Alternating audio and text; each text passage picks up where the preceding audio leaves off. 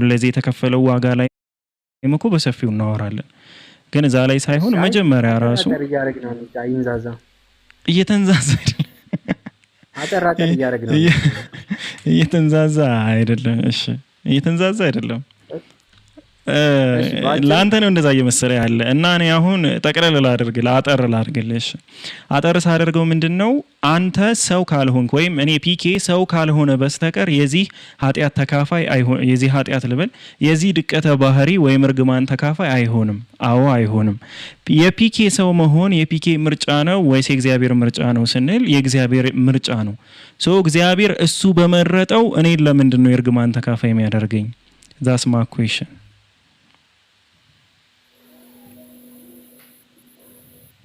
እሺ እንደነገርኩ ነው። አዳምን ብላ ተብሎ አይደለም የበላው፣ በገንዛ ፍቃዱ ነው የበላው። በመብላቱ የእግዚአብሔርን ሕግ ስለጣሰ ይሄ አሁን ቅድም ያነበብነው ነገር ተነገረው። እኛ ደግሞ የሱ ልጆች እንደመሆናችን መጠን ምድር ላይ እንደመፈጠራችን መጠን እርግማኑ ደረሰብን ማለት ነው። የሱ ልጆች በመሆናችን ባንሆን ይደርስብን ነበረ ቤኪ መላክ ብንሆን አይደርስብንም እሱ ነው። ስለዚህ ሰው ሆነን መፈጠራችን ደግሞ የኛ ሳይሆን የእግዚአብሔር ምርጫ ነው። የኔም ጥያቄ ይሄ ነው። ባይዘው ይሄንን ምርጫ እኮ ይሄንን ነገር ወስጄ እኔ ስለ አማሌቃውያንም ባወራ ዲቃላክስ እግዚአብሔር ጉባኤ አይግባ እስከ 10 ትውልድ ድረስ ኦኬ እሱን ነገር እኔም ላይክ ሐሳቡ ይገባኛል፣ ችግር የለውም፣ በሱ ዙሪያ አላወራም። ግን እንደዚህ አይነት ነገራቶችን ላይክ አማሌቃውያንን ምናምን ባወራ እዛ ላይ ያሉ ህፃናቶችን ምናምን ግደል የሚለውን ኮንሴፕት ራሱ ባነሳ the same ነው፣ ተመሳሳይ ነው። ለምን ያንን ልትወውሽ አዳም ላይ ስቲክ ላድርግ። አዳም ላይ ስቲክ አድርጌ ግን ስነግርህ አዳምን አሁን እዚህ ጋር አረስተ ነው አለ፣ በቃ ረሳ ነው። በአዳም ምክንያት እኛ ተጠየቅን ምናምን እሱን ረሳ ነው። ግን የእርግማን ውጤት አለ እኛ ጋር ድቀተ ባህሪ የሚባለው። ባይዘዊ አንድ ነገር ልንገርህ ቤኪ፣ የኃጢአት ውርስም ድቀተ ባህሪ የሚባለውም በጣም ትንሽ ፖይንት ብቻ ነው የሚለያየው እንጂ ደሴም ነው። አሁን የኃጢአት ውርስ አለብን የሚለው አክቹዋል ሲን ተብሎ የሚቆጠረው አዳም ሲበላ እኔም በልቻለሁ እኮ የሚሉ አሉ። በርግጥ ግን በኦርቶዶክስ ያለው ሁለቱም ይለያያል። ለማንኛውም አሁን አንተ በመታመንበት ስለሆነ እያወራሁ ያለሁት አንተ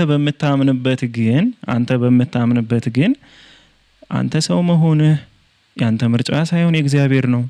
ሰው በመሆንህ ግን የሚደርስብህ ነገር አለ። እኔ እኮ ምንም ባይደርስብህ እኮ ችግር የለውም ሰው መሆነ ወይም ደግሞ የሚደርስብህ ነገር ያንተ የምርጫ ውጤት ቢሆን እኮ ችግር የለውም። ግን በቃ ይሄ ግዴታ ነው፣ ያ ደግሞ የእግዚአብሔር ምርጫ ነው። so how can we say እግዚአብሔር ፍትሃዊ ነው? አይ ይሄ ምንም ችግር የለውም። አሁን ይሄን በማድረጌ ሲኦል አልገባም። ይሄ ድቀት ስለደረሰብኝ ሲኦል አልገባም። እንደዛ ቢሆን ነበር የማይሆነው። ለማይሆን እዚህ ላይ አንተ ልጠይቅ በዚሁ ግራም ይችን ሐሳብ አንተ ልጠይቅ ተዋጠይቅ እኔ ብቻ ነኝ ተጠያቂ እንትን እንድናርገው ነው እኮ ይሄው ሐሳብ እኮ ሌላ ላይ ዘልያለኝ እኮ። አይ ተው ይሁን እንግዲህ አጠር አድርገህ ትነግረኛለህ። የሌላ አይደለም እኮ። እሺ ዝም ብዬ ጨረፍ አድርጌ ብቻ ነው ማወራ። ምን በእናንተ አለ አሁን እኛ ጋር አለ ያልኩ ከተባሪ እናንተ ጋር የለም። ለምንድን ነው የሌለው? በምንም አይነት የነጻ ፈቃድ ውጤት ምክንያት የመጣብን ነገር የለም። እኛ አዳም በሰራው ማለት ነው። ኔቸር ግን አለ። ኔቸር ስልህ ለምሳሌ እንስሳ ስለሆኑ ስጋ ነው የሚመገበው፣ ስጋ ይበላል። ቅጠል የሚመገበው ቅጠል ይበላል። አዳምም ሲፈጠር እኮ እሱ ላመጣልህ እኮ ነው። አሁን እናንተ ጋርም የተቀመጠ ነገር አለ። በገነት ሳለ የተጻፈለት ነገር አለ። ምንድነው? ፀሐይ አይመታህም፣ አትራብም፣ አትጠማም የሚል አለ አይደል? ልክ ነኝ? አትራብም፣ ከሱ በሰፊው ተመገብ። አዎ እንደዛ ይላል። ምግብ ታገኛለህ፣ በቃ በፀሐይ አትቃጠልም፣ መጠለያ ያለህ ነው። ምግብ ታገኛለህ አይደለም? ምግብ ማግኘትማ እዚህ ምን እናገኛለን? ካልተራበ ለምንድነው ተመገብ ተብሎ የሚታዘዘው ቤኪ? በገነት ይራባል። አሁን እኔ በገነት ትራባለህ ብትለኝ እኔ አልራብም። አዎ መራብ ለምንድነው ማትራበው? ስለምበላ ነው አይደለም? ስለማልበላ ማልራበው ምድር ላይ ነው።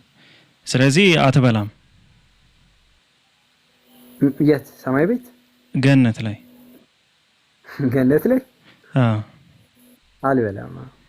እኮ ይህን እኮ ነው ልዩነት የምልህ። አሁን ሱረቱል በቀራ ላይ ስታየው ምዕራፍ 2 ቁጥር 30 ጀምሮ የአዳም ታሪክ አለ። ክፍሉን ክፈት። እሺ ልከፍትልህ ነው። ቆይ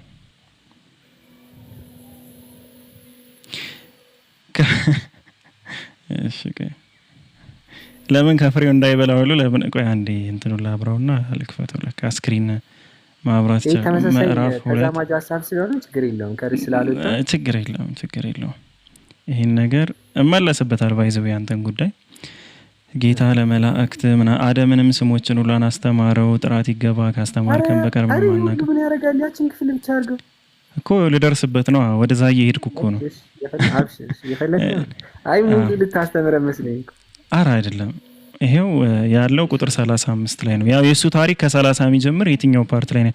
አደም ሆይ አንተ ከነ ሚስትህ በገነት ተቀመጥ፣ ከእርሷም በፈለጋችሁት ስፍራ በሰፊው ተመገቡ አለ። ግን ይህችን ዛፍ አትቅረቡ ከበደለኞች ትሆናላችሁና አልንም ይላል። አዎ ግን እሺ ለአደም ስገዱ ባልን ጊዜ ሁሉም ሰገዱ። እሺ ሌላ አንቀጽ ላይ ይሆናል። እሺ በፀሐይ ማትቃጠል ምናምን የሚለውን ነው። እሺ አሁን እሱን ከፍተዋለሁ። ግን አሁን ከዚህ ጋር ገነት ውስጥ ተመገቡ ይላል አይልም? የኔ ሐሳቢ ስለነበር ነው። ከታች ሱራውን አስተውሱኝ። እሺ ታስታውሰው። ኦኬ ሰርች ማድረግ እችላለሁ፣ ግን እስከዛ ድረስ ቢያፈጥኑ ብዬ ነው።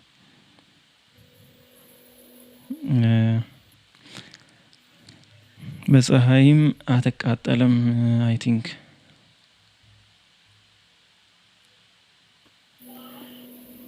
እስኪ ወይ የሆነ ቃል አስተውሱኝ። ሱረቱ ጣሃ 118 እሺ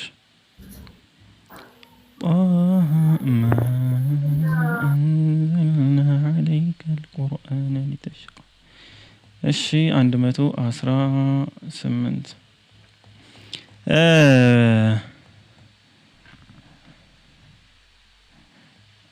እሺ እየደረስኩ ነው ሰዎች።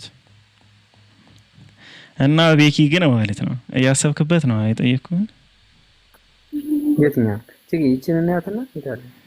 እሺ አይ ቲንክ የትኛው ሱራ ላይ እንደደረሰ አላውቅም። እንትኑ ልመለስ። ቆይ አንዴ። እሺ ከፍሉን ግን በደንብ አስተውሰዋለሁ። አዎ አስተውሰዋለሁ እኮ እሱን እኮ ነግሬሃለሁ። ለአንተም በእርሷ አለመራብና አለመታረዝ አለ። ይኸው አልንም ይላል። ኦኬ ስክሪኑ ይታያል። ስክሪኑ አልዘጋሁትማ ሰዎች። ይተኛል። እሺ እኔ ጋር ጨለማ ስለሆነ ነው። አልንም አደም ሆይ ይህ ለአንተ ለሚስትህም በእርግጥ ጠላት ነው፣ ስለዚህ ከገነት አያውጣችሁ ትለፋለህና አለ።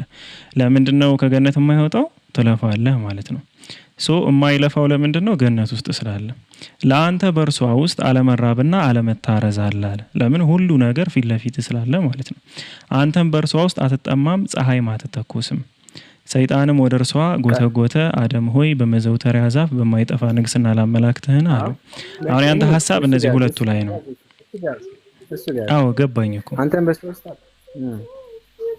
አትጠማም፣ ፀሐይም አይተኩስም የሚለው አሁን በየት ሳለ ነው? በገነት ሳለ። የቅድሞ አንቀጽ የሚያሳየው በገነት ሳለ ነው። በምድር ሲመጣ ግን እኛ ነው። በምድር ስንመጣ እኛ ነው። አንተን ልይህ ወይስ እኛ ስትል ራስህ ነው እንጂ አንድ አይደለም። ይቅርታ አድርግልኝ። ሙስሊም ስለሆንክ አንተ የተለየ። እኔ ሙስሊም ስለሆንኩ አላልኩም። እኔ ሃይማኖቴን አላስገባውም። አይ አንተ ኦኬ። ፀሐይ መታ። አዎ እኔ እሱን እኮ ነው የምልህ። ማንን ነው እያልኩ ያለሁት? እሱን ነው። አዎ ለምን መሰለህ ቤኪ እስልምና ላይ ያለውን አይደለም እስልምና ላይ ያለውን ኮንሴፕት እንድትረዳው ነው። እስልምና ላይ አደም አለይሂ ሰላም የነበረው የድሎት ህይወት ነው። የድሎት ህይወት ማለት ምን ማለት ነው? የሀፍታም ላይፍ ማለት ነው። ባጭሩ ስነግርህ ከሷ በፈለጋችሁት በሰፊው ተመገቡ አለ አላህ Subhanahu Wa Ta'ala። ብሉ አለ።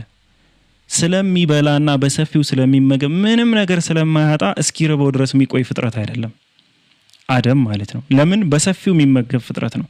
የማይታረዘውም በፀሐይ የማይተኮሰውም ሁሉም ነገር ሙሉ ስለሆነለት ነው እንጂ ፀሐይን ወደዛ ያለ ተፈጥሯ ወደ ሌላ ቦታ እንድትሄድ ተደርጋ ምናምን እንደዛ አይደለም።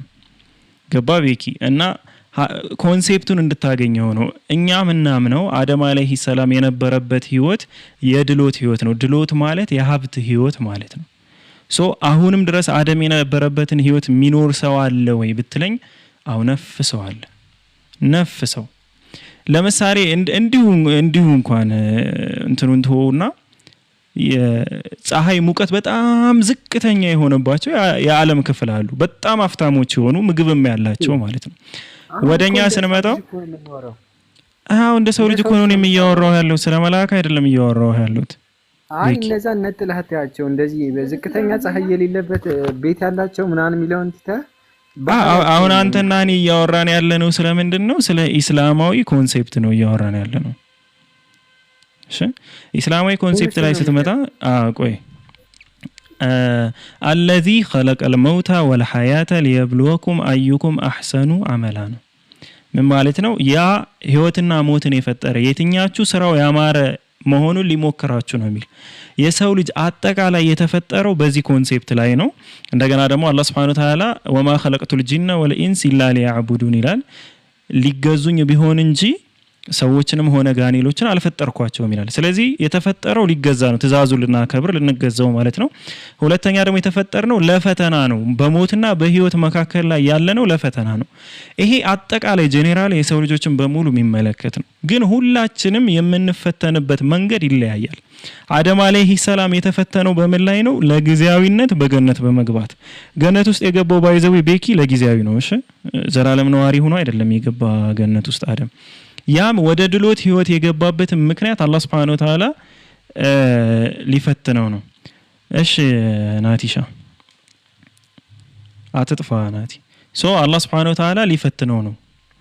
ወደ ምን ያስገባው? ወደዚህ ጊዜያዊ ወደ ሆነ ድሎትና ጸጋ ያስገባው ማለት ነው።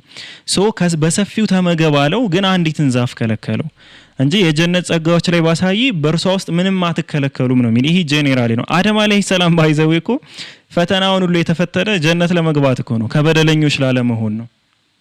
ቤኪ ይሄ ኢስላማዊን አስተምሮ እየጠየከኝ ስላለህ ነው። ኢስላማዊ አስተምሮ ነው የምነግርህ፣ የእናንተን ኮንሴፕት አይደለም። ከበደለኞች እንዳትሆን ነው የተባለ። ከበደለኞች እንዳትሆን አደም ለምን ተከለከለ? ከታች አሪፍ ጥያቄ ጠይቀ ነው። ልክ አሁን የሀብታም ሰው የወለድንና የዘካን ገንዘብ መብላት እንደሚከለከለው አደም አለይሂ ሰላምም ተከልክሏል። ለምሳሌ የዘካ ገንዘብ የኛ የሀብታም ሰዎች ከሆነ የነሱ ንብረት አይደለም። ከንብረታቸው ውስጥ አመት ከሚቆየው 2% ወይም 2.5% የነሱ ንብረት ሳይሆን የደሃ ንብረት ነው። መብላት አይፈቀድላቸውም። ከበሉ ከበደለኞች ነው የሚሆኑ። ቁርአን ላይ የሚያስቀምጠው ከዚህ በበላህ ቀን ከበደለኞች ትሆናለህ ነው እንጂ እንዲህ ትሆናለህ ምናምን አይደለም። በደለኛ ትሆናለህ፣ ነፍስህን የምትበድል አካል ትሆናለህ ነው። በደለኞች ደግሞ ወዴት ነው የሚገቡት? በዛው ላይ ጸንተው ከሞቱ ወደ ጀሃነም ነው የሚገቡት። ጀሃነምና ጀነት የመግባት ጉዳይ ነው።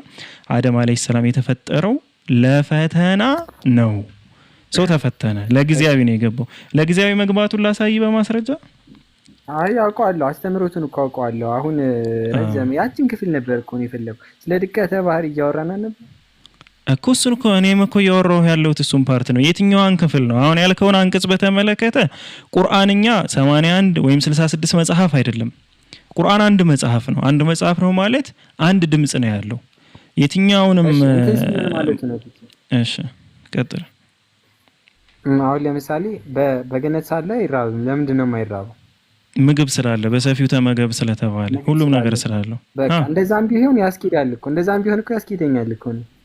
እኮ ታዲያ ምንድነው ያዘ? ቁጭ ብለን እራባለሁ አልራብም? ምግብ ከሌለህ ትራባለህ። ለምን አትራብም? ምግብ ለማግኘት መስራት ሊጠበቅብህም ይቻላል ላይጠበቅ። በገነትማ አትራብም እኮ። በገነት አትራብም። በቃ ምግብ ስላለ አሁን ምግብ አለ እኮ ገነት። እስልምና ላይ ከሆነ የምታወራው ገነት ላይ እኮ አለ ምግብ አለ። እንደ ክርስትናም ባይዘው አለ። ግን ክርስትና ነው በዚህ ኮንሴፕት ላይ ስለ ድቀተ በዚህ ኮንሴፕት ላይ ክርስትናን ተው ነው ያልኩ። እስልምና ላይ እየጠየከኝ ስለሆነ አይ ስለ ድቀተ ባህሪ ስለሆነ አሁን አደም በጀነት ሳለ የማይራበው ምግብ ስላለ ነው አይደለ?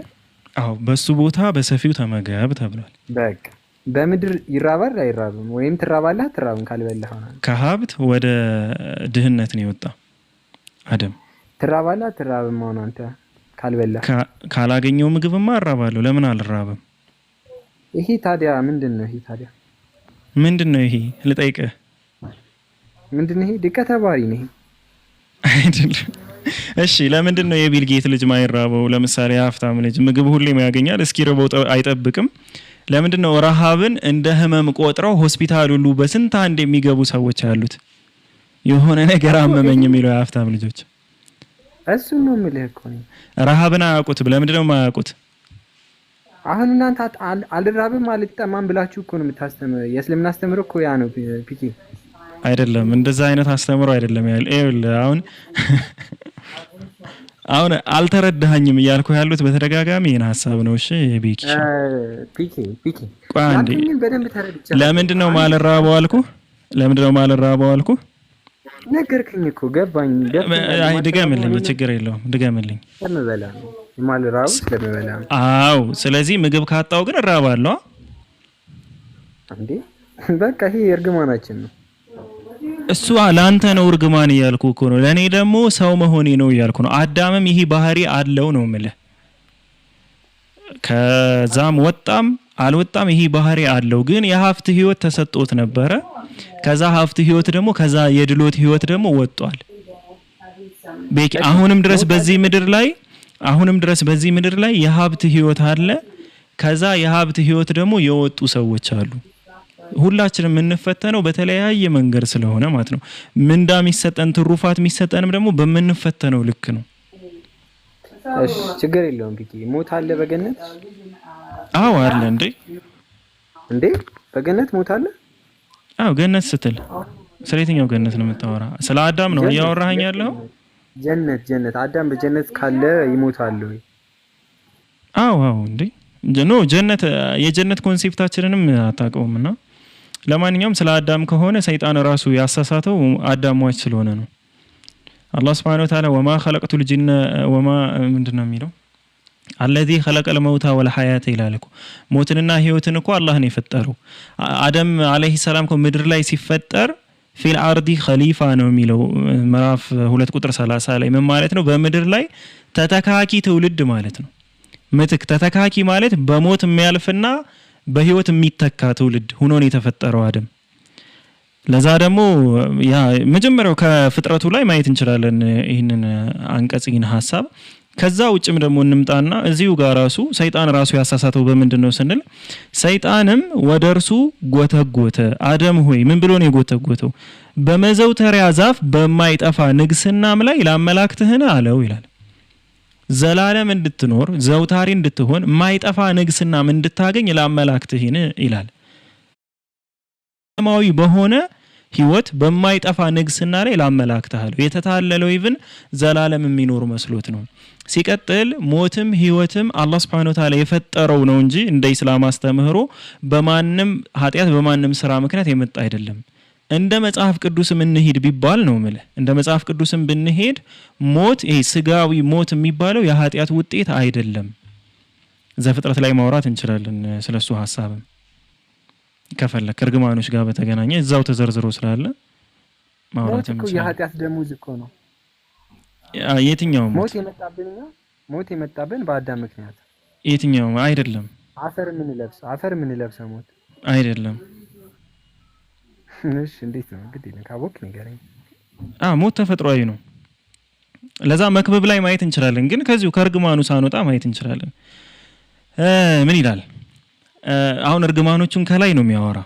ምንድነው? ሞተም ልትለይ ከሆነ እሱ አይሆንም። አልሞተም አይደለም ያልኩ ያለሁት ስለ መንፈሳዊ ሞት አውቃለሁ። እሱማ በበላህ ቀን ትሞታለህ የሚለው የሞት ብላችሁ ስለምትተረጉሙት ኦርቶዶክሶች ስለ መንፈሳዊ ሞት ነው የሚያወራ ብላችሁ ነው የምታስቡት። ኦሬዲ ችግር የለውም። አሁን እርግማኑ ላይ ነው የምናወራ። አዳምንም አለው የሚስትህን ቃል ሰምተሃልና ከእርሱ እንዳትበላ ካዘዝሁም ዛፍን በልተሃልና በምድር ከአንተ የተነሳ የተረገመ። እሺ ሾህንና አሜኬላን አራደውሉ ጌታ ሆይ ሾህንና አሜኬላን ታበቅልብሃለች የምድርንም ቡቃያ ትበላለህ አለ። ከዛ ምንድነው የሚለው? ይሄ እስካሁን እርግማኑ ነው። ወደ ወጣህበት መሬት እስክትመለስ ድረስ አለ። ወደ ወጣበት መሬት መመለስ እርግማን አይደለም፣ የጊዜ ቆይታውን ነው እየነገረው ያለው። እስክትመለስ ድረስ በፊትህ ወዝ እንጀራን ትበላለህ አለ። እርግማኑ ምንድነው? በፊቱ ወዝ እንጀራን መብላት። እስከምን ድረስ ብሎ ሲነግረው ወደ ወጣህበት መሬት እስክትመለስ ድረስ። ለምንድን ነው የሚመለሰው? አደም ወደ ወጣበት መሬት ስትል አፈር ነህና ወደ አፈርም ትመለሳለህና፣ ምክንያቱም አፈር ስለሆነ ነው። ኔቸሩ አፈር ስለሆነ ወደ አፈር ይመለሳል። የሚያስቀምጠው ነገር ይሄ አይደለም። እርግማኑንማ እየነገርኩ እኮ ለምሳሌ አንተ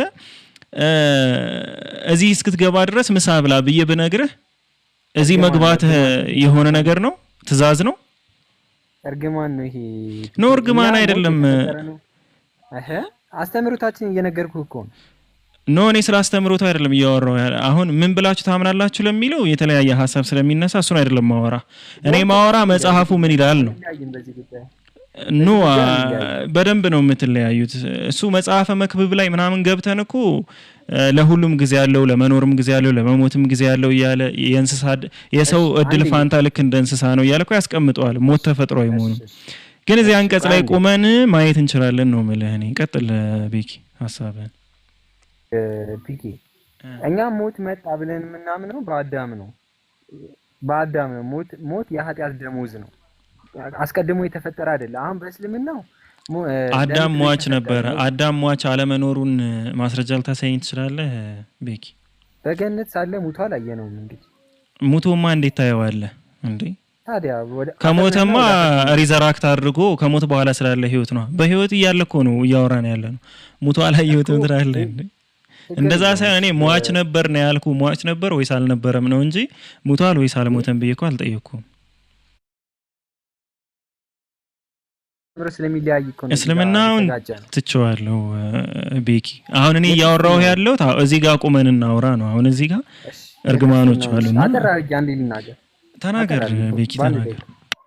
እሺ አጠር አድርጌ ስናገር ምንድነው አዳምን ፈጥሮ ከጨረሰ በኋላ በኤደን ገነት ወስዶ አስቀመጠው ይላል እና በዚህ ውስጥ ያለውን ነገር በሙሉ ግዛ ብሎ ነገረው እና እግዚአብሔርም ገዢ ነበረ፣ አዳምም ገዢ ነበረ። ሁለቱም ገዢ ሆኑ። ነገር ግን ከአዳም በላይ የፈጠረው ጌታው እንዳለ ለማሳወቅ ዕፀ በለስን አስቀመጠ። ከዚህ ፍሬ እንዳትበላ አለው።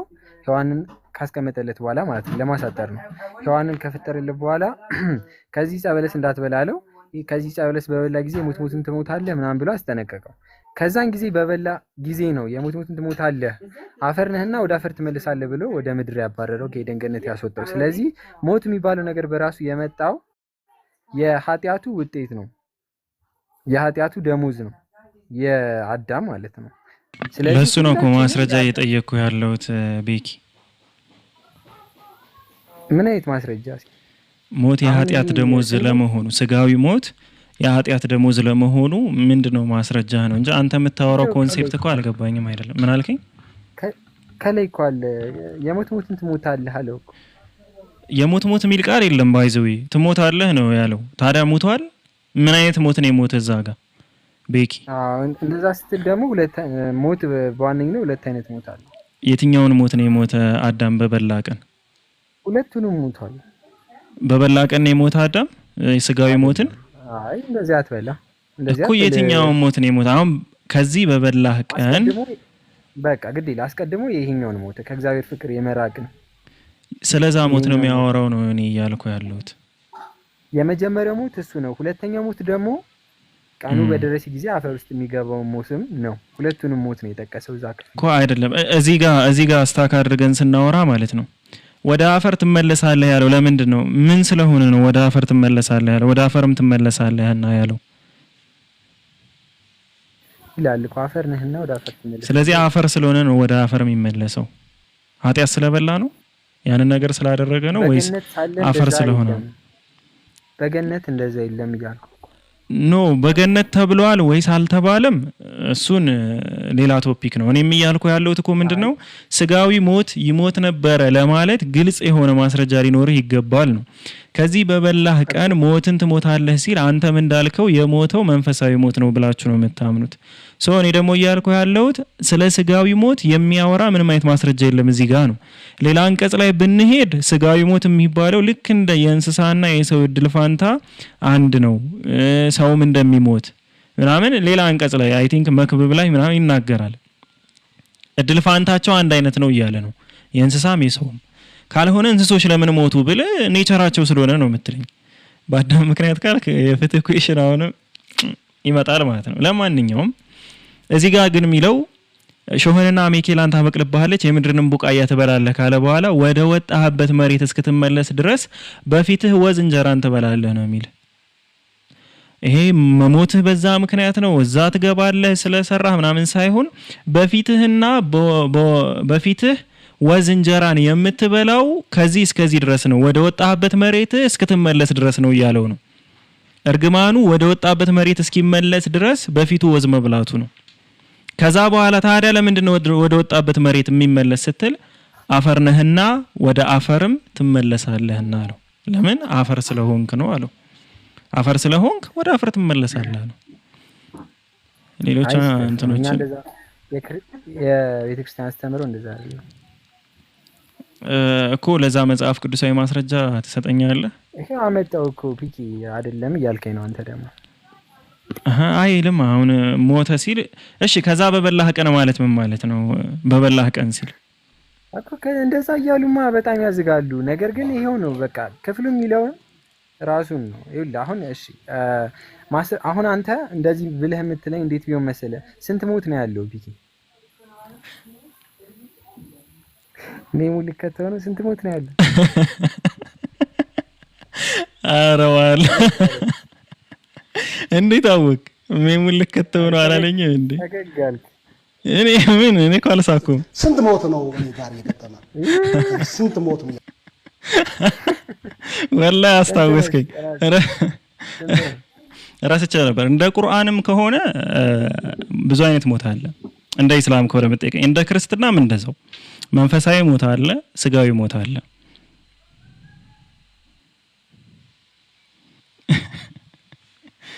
ቤኪ እሺ በገነት አንዴ ሞተህ ፈጣሪ ጋር ሄደህ ድጋሚ ትሞታለህ? አያትሞትም። የፊተኛዋን ሞት እንጂ ሌላን ሞት አያዩም ይላል። እዛ ለመድረስ መጀመሪያ መሞት አለብህ ነው የኢስላም አስተምህሮ። የፊተኛዋን ሞት ታያለህ፣ ሌላን ሞት ግን አታይም። ሁለተኛ ሞት የሚባል ነገር አታይም ነው በእንትን ውስጥ። ግን ጀሃነም የሚቃጠሉ ሰዎች የጀሃነምን ቅጣት በተመለከተ በየቦታው ሞት ይመጣባቸዋል፣ እነሱ ግን የሚሞቱ አይደሉም ይላል። ሞት ብሎ የጠቀሰው እዛ ላይ ደግሞ የጀሃነምን ቅጣት ነው እናገኘዋለን። ይኸውልህ አሁን እኔ የምልህ እኮ ይሄንን ነው። ሞት የሚባለው ነገር አስቀድሞ የለም ስልህ አዳም በገነት ሳለ ያው ነበረ። አዎ እኔ ሙቶ ነበር እኮ አላልኩም። የሚሞት ነበር ብዬ እኮ ነው እያወራሁ ያለሁት። ኧረ አይደለም ማለት ነው። ኧረ አይደለም ማለት ነው። በበላ ጊዜ እሺ ችግር የለም ካላልክም እሰየው፣ ተግባባን። ካላልክም እሰየው ነው። በሞተ ያችን ዕፀ በለስ በበላ ጊዜ ነው እንደዛ የተባለው። ስለዚህ ሞት የኃጢአት ደሞዝ ነው። ምንድነው እያልከን ያለው የሚለውን እንትን ላስቀምጥ እንዴ?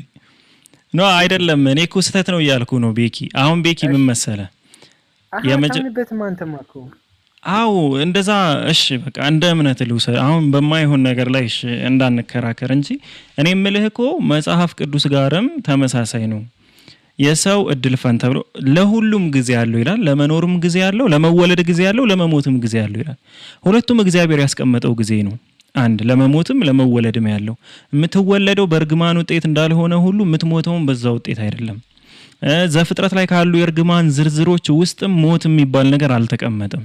የእርግማን ዝርዝሮች ውስጥ የመጀመሪያው ከዚህ በበላህ ቀን ትሞታለህ፣ በዛች በበላህ ቀን ትሞታለህ የተባለው ሁሉም የሚስማማበት መንፈሳዊ ሞት ነው። መንፈሳዊ ሞት ምን ማለት ነው? ከእግዚአብሔር መለየት። ያንን ሙቷል ወይ? አዎ ሙቷል። ኧረ ኮድ በኮድ ደግሞ ይደወላል።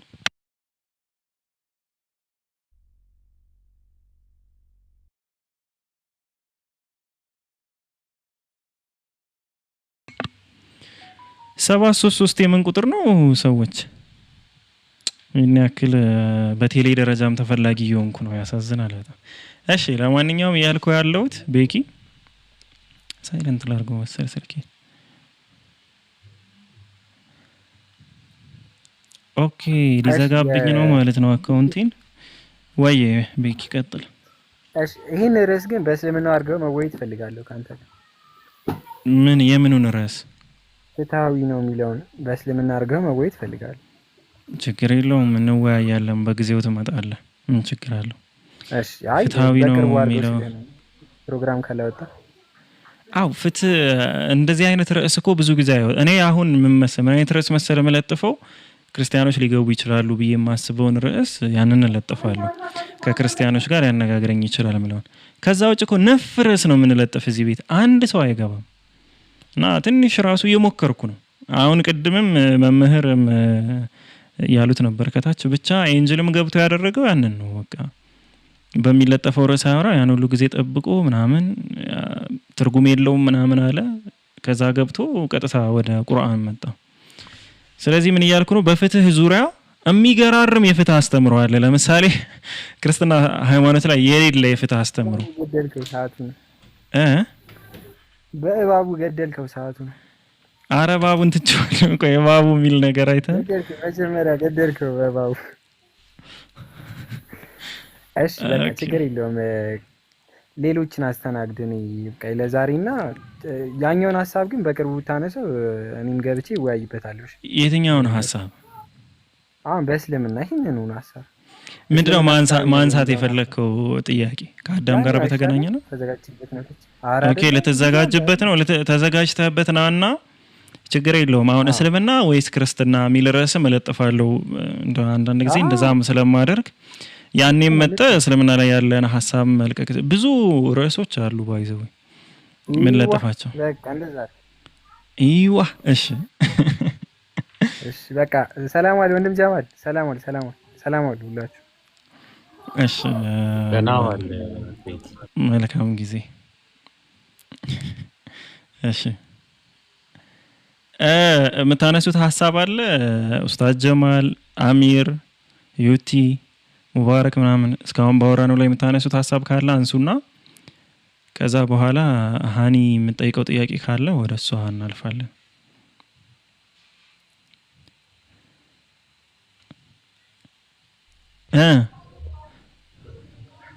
አቦራ እርቦኛል እኔ ቀጥል።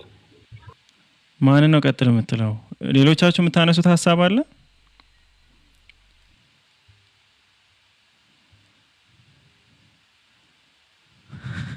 አራተው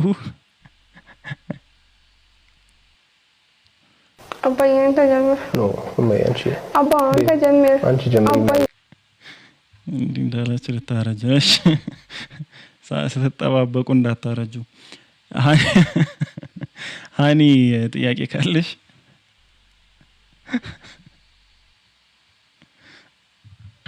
አባዬ አንተ ጀምር። አይ እኔም አላውቀው ነው አለ። ወይኔ ቅድም እንዴት እንዳሳቀኝ ዋላ ስመረረረረረ።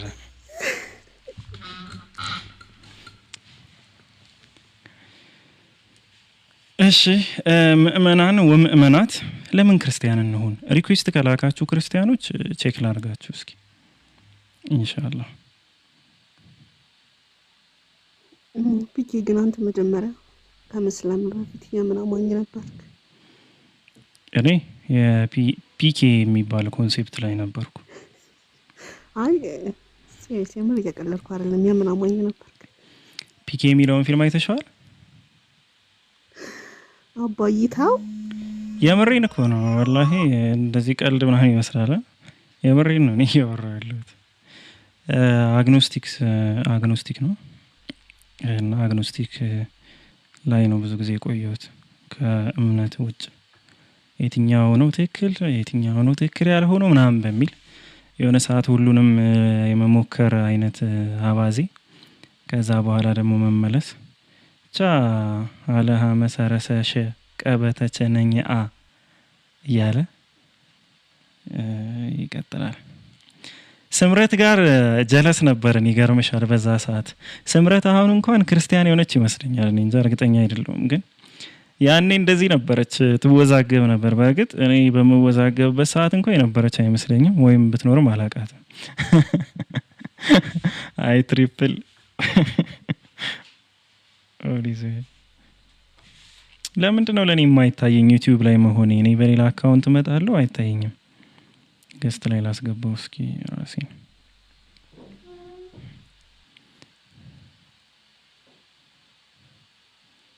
ምንድነው እያወራ ያለው አሚር ምንድነው? አመለጥክ እንዴ? ቀደምኳችሁ እኮ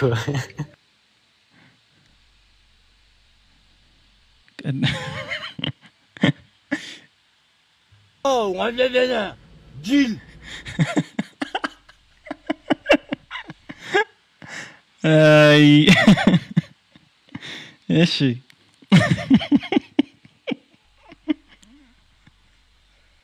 አሁንማ በቃ እኔ መናገር የሚያምረኝን ነገር የሚናገሩልኝን ሰብስቤያለሁ። እንግዲህ እነዛ ጋር የማወራው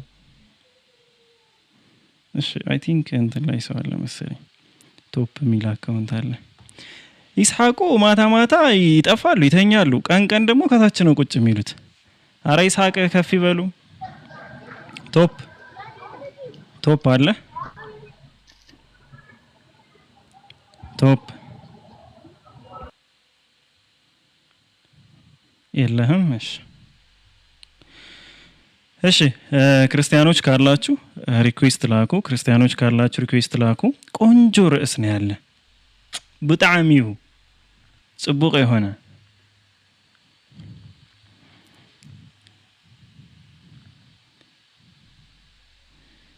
የረሱል አደራ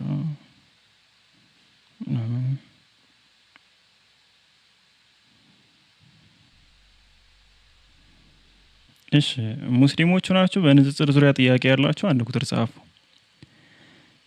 ቁጥር ጻፉ። ሙስሊሞች ናችሁ በንጽጽር ዙሪያ ጥያቄ ያላችሁ አንድ ቁጥር ጻፉ።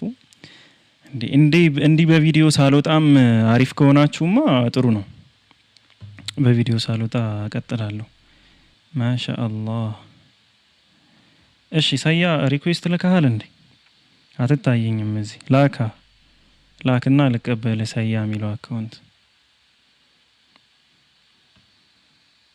እሺ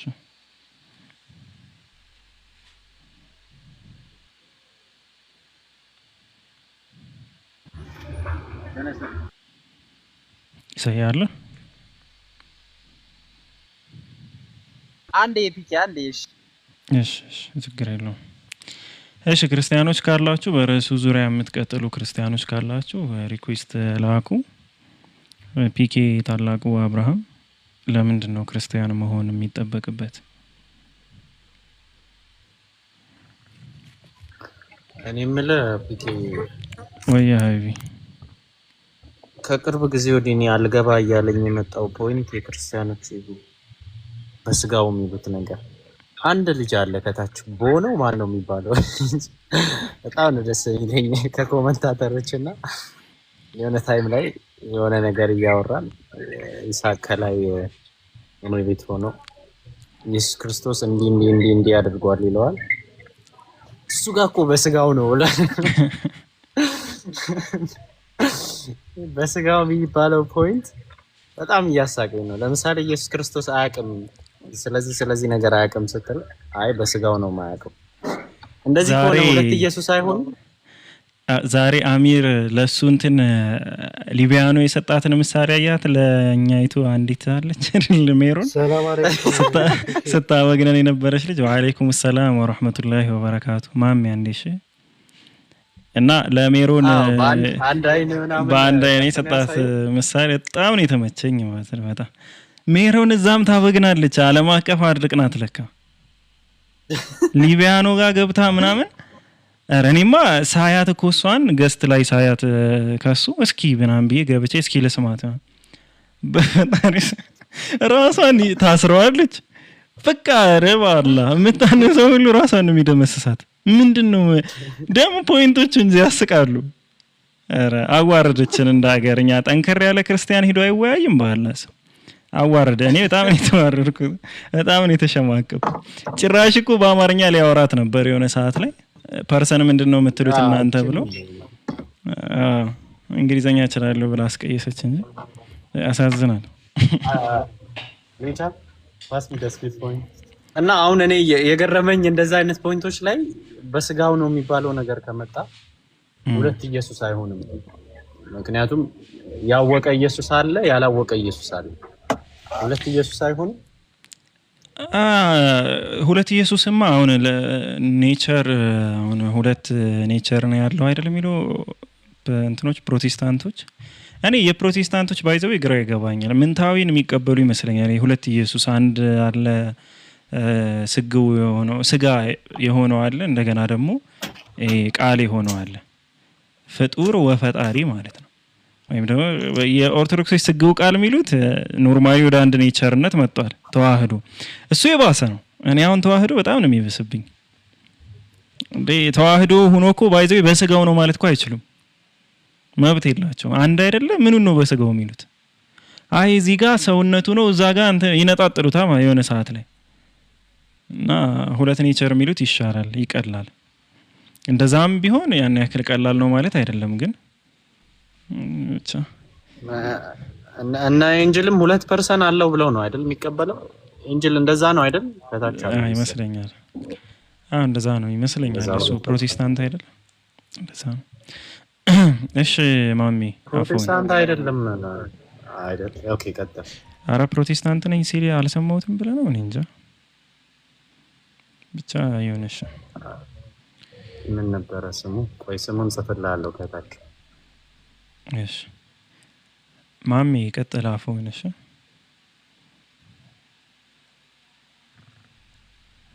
መርሐባ ትኬ አለው ይሰማል? አዎ ትሰማለህ። ንጽጽር ላይ ጥያቄ ካላችሁ ብለህ ነበርና ለመጠየቅ ነበር። አዎ መጽሐፍ ቅዱሳዊ ግን አይደለም። እሺ መጽሐፍ ቅዱሳዊ ጥያቄ ነው። አሁን እንደዛ ሳይሆን ክርስቲያኖች ብዙ ጊዜ እስልምና ላይ የሚያነሱት ጥያቄ ከሆነ ያው እንጂ የመጽሐፍ ቅዱስ የሆነ አንቀጽ ጠርተህ አብራራልኝ ከሆነ የምትለው እኔ ለዛ ሳይሆን እሺ ቀጥል። ይሄን ጥያቄ እንደ ጥያቄ ብጠይቃቸው ወገኖቻችንን ምን አይነት መልስ ይመልሱኛል ብዬ ለማወቅ ስለፈለኩ ነው። እስኪ ጠይቄው ማወቅ ከሆነ እነግርሃለሁ፣ ካልሆነ ደግሞ ያው እናልፈዋለን ማለት ነው። መርሐባ። ስለዚህ ልጠይቅ አይደል? ኢየሱስን ፍጹም ሰው ብለው ያምናሉ አይደል? ፍጹም ሰው ፍጹም አምላክ ነው አይደል የሚሉት አብዛኞቹ? እንደዛ ከሆነ ከአዳም ደግሞ የተወረሰ ኃጢአት አለ ብለውም ያምናሉ አይደል? በዕፀ በለሱ ምክንያት የሚያምኑም አሉ፣ የማያምኑም አሉ። ለምሳሌ ኦርቶዶክስ እሺ ወደሚያምኑት እሺ ቀጥል። እሺ ኢየሱስ ፍጹም ሰው ከሆነ ከአዳም የወረሰው ኃጢአት አለ ልንል እንችላለን እንዴ? እኔ እሱ እንዳልከው አንተ የብዙ ሰው ጥያቄ ነው። ግን የሆነ አላ መንፈስ ቅዱስ ይጸልልብሻል የሚለውን ሀሳብ አንደኛ ከዛ የውርስ ኃጢአት ይጋርደዋል አድርገው የሚያነሱት አሉ። እንደገና ደግሞ እሱ ያለ አባት ስለተወለደ ከዛ ኃጢአት ንጹህ ነው የሚሉ አሉ። እንደ ኦርቶዶክስ አይነቱ ደግሞ ጭራሽ ማርያምም የዛ የድቀተ ባህሪ ተካፋይ አይደለችም ይላሉ። ጭራሽ ከማርያም ጀምሮ ነው የተጠበቀችም ይላሉ። ሶ ኦሬዲ ራሳቸው ቢመልሱልህ የተሻለ ነው ብዬ አስባለሁ። ጥያቄውን ግን ለጥያቄ ማቅረባ አሪፍ ነው። ያው ፍጹም ሰው ስለሚሉ